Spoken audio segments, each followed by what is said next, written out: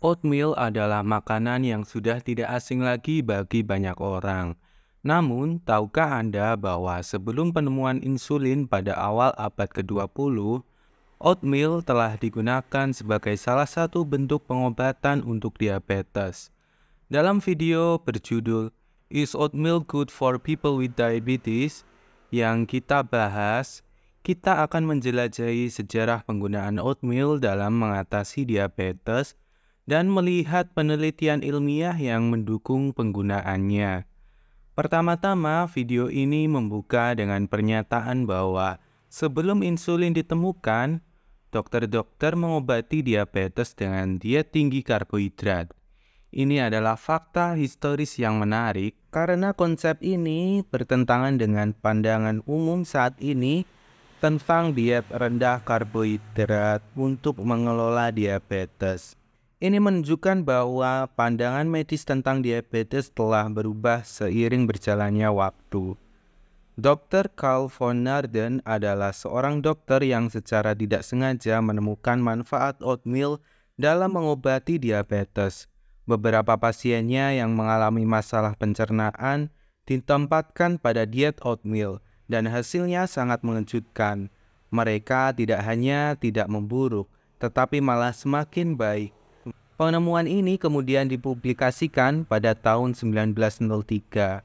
Meskipun awalnya diterima dengan skeptisisme, namun seiring berjalannya waktu, bukti-bukti ilmiah mendukung penggunaan oatmeal dalam pengobatan diabetes. Dalam video ini kita juga diberikan wawasan tentang pandangan beberapa dokter terkenal pada masa itu. Dr. James B. Herrick yang terkenal dengan penemuannya mengenai anemia sel sapit, awalnya skeptis terhadap diet oatmeal. Namun ia akhirnya terkejut dengan hasil yang ia saksikan pada pasiennya. Dr. Elliot Joslin, pendiri klinik diabetes terbesar di dunia, juga mendeskripsikan efek oatmeal sebagai sesuatu yang kadang-kadang ajaib.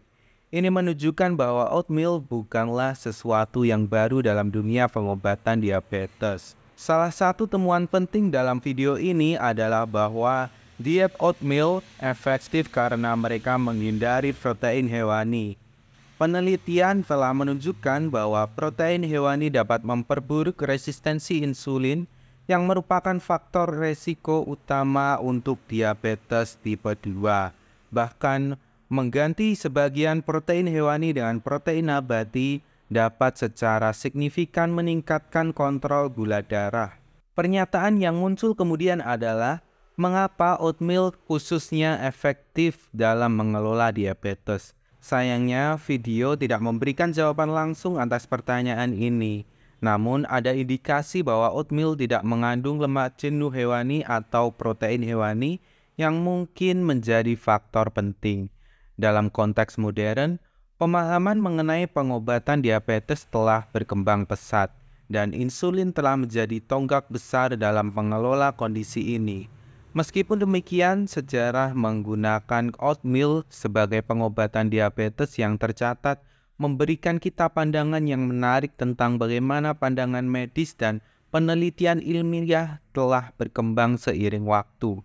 Kesimpulannya, video ini mengingatkan kita akan pentingnya pengobatan diabetes dan bagaimana oatmeal dalam konteks sejarah telah menjadi salah satu pilihan pengobatan yang efektif.